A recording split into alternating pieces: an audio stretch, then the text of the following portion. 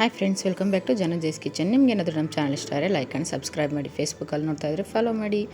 ಬನ್ನಿ ಫ್ರೆಂಡ್ಸ್, ಈ ಸಮ್ಮರಲ್ಲಿ ಹೆವಿ ಊಟ ಎಲ್ಲ ಆಗಲ್ಲಪ್ಪ ಅನ್ನೋರಿಗೆ ಒಂದು ಸಿಂಪಲಾಗಿ ಒಂದು ಮ್ಯಾಂಗೋ ರಸಮ್ ಮಾಡೋಣ.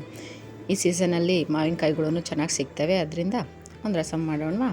ತೋತಾಪುರಿ ಮಾವಿನಕಾಯಿ ತೊಗೊಳ್ಳಿ ಫ್ರೆಂಡ್ಸ್. ಈ ಥರ ಚೆನ್ನಾಗಿರೋದು ಒಂದು ಒಪ್ಪೋದು ತೋತಾಪುರಿ ಮಾವಿನಕಾಯಿ ತೊಗೊಳ್ಳಿ. ನಾನಿಲ್ಲಿ ಇಬ್ಬರಿಗಾಗೋವಷ್ಟು ರಸಮ್ ಮಾಡ್ತಾಯಿದ್ದೀನಿ. ಅದರಿಂದ ಅರ್ಧ ಮಾವಿನಕಾಯಿ ಅಷ್ಟೇ ತೊಗೋತಾ ಇದ್ದೀನಿ. ನೀವು ಜಾಸ್ತಿ ಮಾಡ್ತಿದ್ರೆ ಒಂದು ತೊಗೊಳ್ಳಿ. ಸಿಪ್ಪೆ ಎಲ್ಲ ಎರ್ದು ಕಟ್ ಮಾಡಿಕೊಂಡು ಈ ಥರ ಮಾವಿನಕಾಯಿ ಮೆತ್ತಗಾಗೋವರೆಗೂ ಬೇಯಿಸ್ಕೊಳ್ಳಿ. ಅದಕ್ಕೊಂದು ಸ್ವಲ್ಪ ರುಚಿಗೆ ತಕ್ಕಷ್ಟು ಉಪ್ಪು ಸೇರಿಸಿ ಮಾವಿನಕಾಯಿ ಚೆನ್ನಾಗಿ ಮೆತ್ತಗಾಗಬೇಕು ಫ್ರೆಂಡ್ಸ್, ಅಂಥವ್ರಿಗೂ ಕುಕ್ ಮಾಡ್ಕೊಳ್ಳಿ. ಈಗ ಎಲ್ಲ ಒಂದು ಬೌಲ್ಗೆ ಟ್ರಾನ್ಸ್ಫರ್ ಮಾಡ್ಕೊಳ್ಳಿ. ಮಾವಿನಕಾಯಿ ಕುಕ್ ಆದಮೇಲೆ ಅದನ್ನು ಈ ರೀತಿಯಾಗಿ ನೀಟಾಗಿ ಸ್ಮ್ಯಾಶ್ ಮಾಡ್ಕೊಳ್ಳಿ. ಈ ಥರ ಪೇಸ್ಟ್ ಥರ ಆಗಬೇಕು. ಈಗ ಇದಕ್ಕೊಂದು ಮಸಾಲೆ ರೆಡಿ ಮಾಡ್ಕೊಳ್ಳೋಣ. ಅದಕ್ಕೆ 1 ಸ್ಪೂನ್ ಜೀರಿಗೆ, ಅರ್ಧ ಸ್ಪೂನ್ ಮೆಣಸು, 1 ಸ್ಪೂನ್ ತೊಗರಿಬೇಳೆ, ನಾವು 4 ಬ್ಯಾಡಗಿ ಮೆಣಸಿನ್ಕಾಯಿ, 1 ಸ್ಪೂನ್ ಧನಿಯಾ, ಅರ್ಧ ಸ್ಪೂನ್ ಮೆಂತ್ಯ, ಹಾಗೆ ಕರ್ಬೇವಿನ ಸೊಪ್ಪು ತೊಗೊಳ್ಳಿ. ಎಲ್ಲವನ್ನು ಡ್ರೈ ರೋಸ್ಟ್ ಮಾಡ್ಕೊಳ್ಳಿ ಕ್ರಿಸ್ಪಿ ಆಗೋವರೆಗೂ. ಎಣ್ಣೆ ಏನು ಹಾಕೋದು ಬೇಡ, ಡ್ರೈ ರೋಸ್ಟೇ ಮಾಡ್ಕೊಳ್ಳಿ. ಡ್ರೈ ರೋಸ್ಟ್ ಆದಮೇಲೆ ಎಲ್ಲ ಒಂದು ಪ್ಲೇಟ್ಗೆ ಹಾಕ್ಕೊಂಡು ಕೂಲ್ ಮಾಡ್ಕೊಳ್ಳಿ. ಇದು ನಮ್ಮದು instant rasam powder friends. Cool ಆದಮೇಲೆ ಒಂದು ಮಿಕ್ಸಿ ಜಾರ್ಗೆ ಹಾಕ್ಕೊಂಡು ಪೌಡರ್ ಮಾಡ್ಕೊಳ್ಳಿ ನೈಸಾಗಿ. ಇನ್ಸ್ಟೆಂಟಾಗಿ ಪೌಡ್ರ್ ಮಾಡ್ಕೊಳೋದ್ರಿಂದ ವೆರಿ ಟೇಸ್ಟಿಯಾಗಿರುತ್ತೆ, ಹಾಗೆ ಫ್ಲೇವರು ಕೂಡ ತುಂಬ ಸಖತ್ತಾಗಿರುತ್ತೆ. ಈಗ ಒಂದು ಪ್ಯಾನ್ ಇಡಿ, ಅದಕ್ಕೆ 2 ಸ್ಪೂನ್ ಆಯಿಲ್ ಹಾಕ್ಕೊಳ್ಳಿ. ಎಣ್ಣೆ ಕಾಯ್ದಮೇಲೆ 1 ಸ್ಪೂನ್ ಸಾಸಿವೆ ಹಾಕ್ಕೊಳ್ಳಿ. ಸಾಸಿವೆ ಸಿಡಿದ್ಮೇಲೆ ಅದಕ್ಕೆ ಕ್ರಷ್ ಮಾಡಿರೋವಂಥ ಬೆಳ್ಳುಳ್ಳಿ ಹಾಕ್ಕೊಳ್ಳಿ. ಒಂದು 2 ನಿಮಿಷ ಬಾಡಿಸ್ಕೊಳ್ಳಿ. ಆಮೇಲೆ ಅದಕ್ಕೆ ಹಸಿಮೆಣ್ಸಿನ್ಕಾಯಿ ಮತ್ತು ಒಣಮೆಣ್ಸಿನ್ಕಾಯಿ ಹಾಕ್ಕೊಳ್ಳಿ. ಟೇಸ್ಟ್ ಚೆನ್ನಾಗಿರುತ್ತೆ ಒಗ್ಗರಣೆಗೆ. ಈಗ 2 ಕಡ್ಡಿ ಹಸಿ ಕರ್ಬೇವಿನ ಸೊಪ್ಪು ಹಾಕ್ಕೊಳ್ಳಿ. ಅದನ್ನು 1 ನಿಮಿಷ ಬಾಡಿಸ್ಕೊಳ್ಳಿ. ಮತ್ತು ಒಂದು ಚಿಕ್ಕದು ಟೊಮೊಟೊ ಹಾಕ್ಕೊಳ್ಳಿ. ಮಾವಿನಕಾಯಿ ಹುಳಿ ಇರುತ್ತೆ, ಅದಕ್ಕೆ ಟೊಮೊಟೊ ನೋಡಿಕೊಂಡು ಹಾಕ್ಕೊಳ್ಳಿ. ದೊಡ್ಡದಾದರೆ ಅರ್ಧ ತೊಗೊಳ್ಳಿ, ಚಿಕ್ಕದಾದರೆ 1 ಟೊಮೊಟೊ ಹಾಕ್ಕೊಳ್ಳಿ, ಸಣ್ಣದಾಗಿ ಕಟ್ ಮಾಡಿರೋದು. ಟೊಮೊಟೊ ಮೆತ್ತಗಾಗೋವರೆಗೂ ಒಂದು 2 ನಿಮಿಷ ಫ್ರೈ ಮಾಡ್ಕೊಳ್ಳಿ. ಟೊಮೊಟೊ ಎಲ್ಲ ಮೆತ್ತಗಾದ್ಮೇಲೆ ಮಾವಿನಕಾಯಿ ಪೇಸ್ಟ್ನ ಹಾಕ್ಕೊಳ್ಳಿ.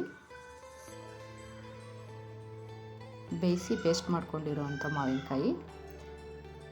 ಈಗ ನೀಟಾಗೆಲ್ಲ ಮಿಕ್ಸ್ ಮಾಡ್ಕೊಳ್ಳಿ. 1 ನಿಮಿಷ ಕುಕ್ ಮಾಡ್ಕೊಳ್ಳಿ.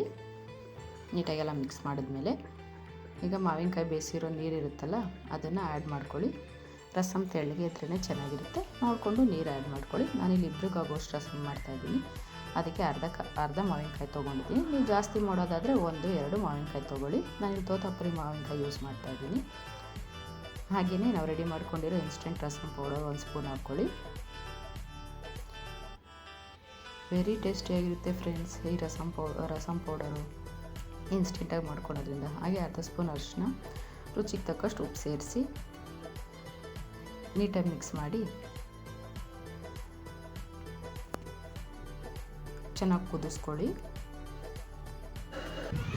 ಕುದ್ದಾದಮೇಲೆ ಒಂದು ಸ್ವಲ್ಪ ಬೆಲ್ಲ ಸೇರಿಸಿ ಟೇಸ್ಟ್ ಚೆನ್ನಾಗಿರುತ್ತೆ.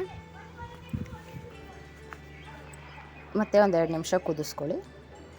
ಲಾಸ್ಟಲ್ಲಿ ಸಣ್ಣದಾಗಿ ಕಟ್ ಮಾಡಿರೋ ಕೊತ್ತಂಬರಿ ಸೊಪ್ಪನ್ನ ಆ್ಯಡ್ ಮಾಡ್ಕೊಳ್ಳಿ. ನೀಟಾಗಿ ಒಂದು ಮಿಕ್ಸ್ ಕೊಟ್ಟರೆ ಫ್ರೆಂಡ್ಸ್ ಮ್ಯಾಂಗೋ ರಸಮ್ ರೆಡಿ ಆಗುತ್ತೆ.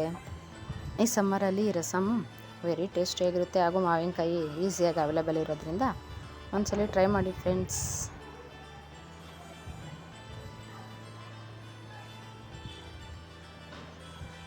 ಹಾಗೆ ಹೇಗಾಗಿತ್ತಂತ ಕಮೆಂಟ್ ಮಾಡಿ ತಿಳಿಸಿ.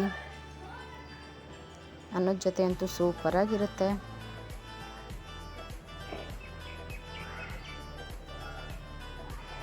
ಟೇಸ್ಟ್ ಮಾಡೋಣ.